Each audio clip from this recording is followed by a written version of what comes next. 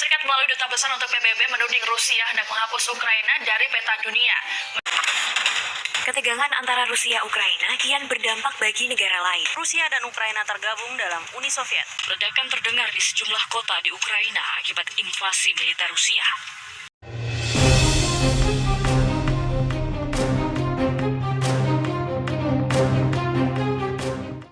Kedua negara ini merupakan pecahan dari negara adidaya yang sangat kuat, yaitu Uni Soviet. Uni Soviet yang runtuh pada Desember tahun 1991 setelah kekalahannya di Perang Dingin ini kemudian berpecah belah menjadi beberapa negara di mana diantaranya adalah Rusia dan Ukraina.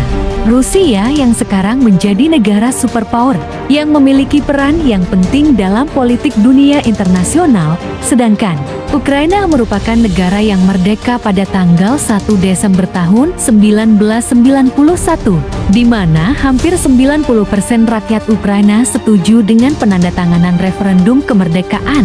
Dapat digarisbawahi bahwa pernyataan kemerdekaan yang dilakukan oleh Ukraina ini sah secara hukum dan sudah diakui oleh komunitas internasional. Akan tetapi Presiden Rusia, Vladimir Putin, menegaskan bahwa Ukraina merupakan bagian dari Rusia sehingga mereka harus menjalin hubungan baik dan erat.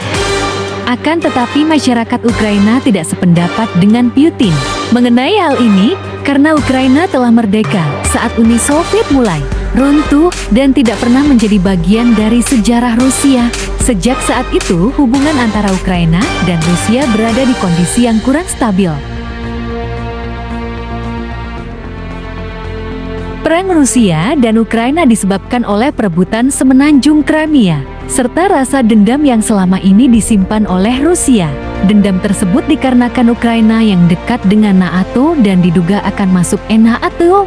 Rusia takut jika Ukraina bergabung dengan NATO dapat membuat Rusia terancam karena peluru kendali NATO dapat ditempatkan di Ukraina. Indonesia punya kesempatan untuk memainkan perannya sebagai negara yang menganut prinsip bebas aktif dalam politik luar negeri. Bebas aktif yang dimaksud bukan berarti netral aktif, tetapi juga dengan memberikan kontribusi, baik dalam bentuk pemikiran maupun bantuan terhadap penyelesaian konflik.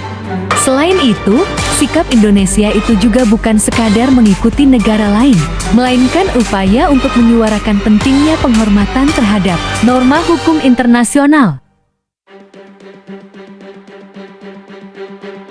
Dampak pertama yang dirasakan oleh Indonesia, yaitu naiknya harga gandum. Dampak kedua yang dirasakan Indonesia dari perang antara Rusia dan Ukraina adalah naiknya harga minyak mentah. Dampak lain dari perang antara Rusia dan Ukraina adalah meningkatnya harga kebutuhan pokok.